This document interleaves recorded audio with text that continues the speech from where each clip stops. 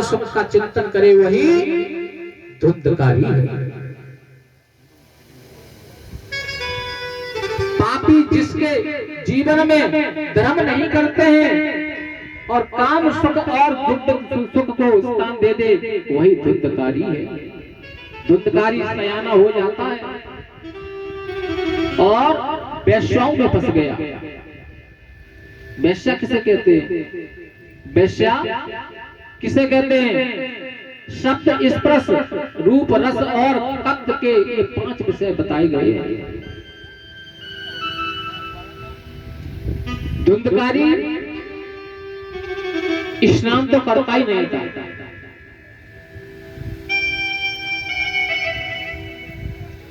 धुंधकारी स्नान नहीं करता था, शौचात क्रिया से भी हीन था।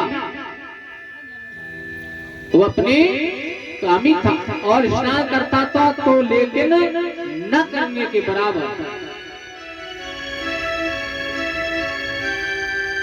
स्नान करता था तो वो पशु के बराबर था।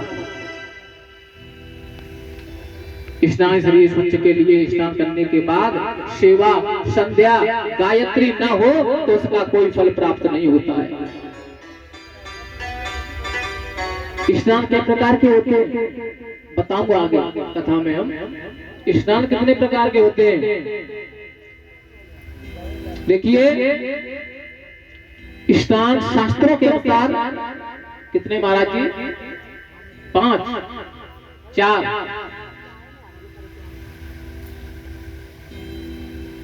स्नान शास्त्रों में 3 प्रकार के बताए गए हैं। देखिए ऋषि स्नान सबसे श्रेष्ठ है। आप सुबह 3 बजे से 4 बजे तक यदि स्नान हो जाता है तो वो ऋषि स्नान माना जाता है। 4 से नहीं 5 बजे तक हो जाए ऋषि स्नान। और मनुष्य स्नान सुबह 5 बजे से 6 बजे तक ऐसे स्नान हो जाता है तो वो मनुष्य का स्नान है। और 6 बजे के बाद जो स्नान करते हैं वो राक्षस स्नान हो जाता है। ये शास्त्रों में लिखा हुआ है। 6 बजे के बाद 7 बजे के बाद जो 12 बजे जो स्नान करते हैं वो स्नान मनुष्य का नहीं माना जाता है, वो राक्षस स्नान हो जाता है। भागवत में लिखा है कि जो सत्कर्म किए बिना भोजन करता है वह मनुष्य पाप का भोजन करता है।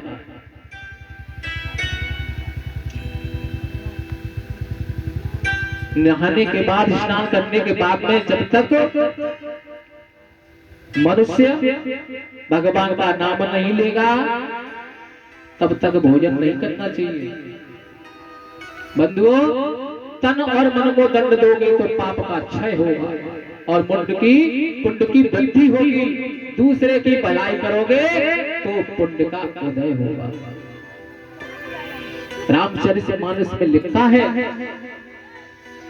कि ऊंच निवास नीच कर तूरी और देख न सके पराई विभूति। दूसरों की भलाई करोगे तो पुण्य का उदय होगा।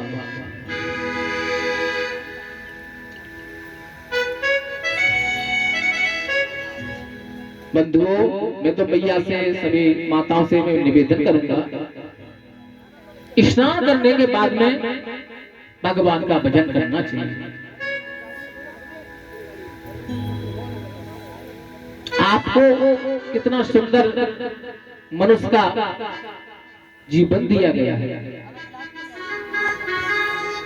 धुंधकारी ने अपने पिता आत्मदेव को प्रणत कर दिया।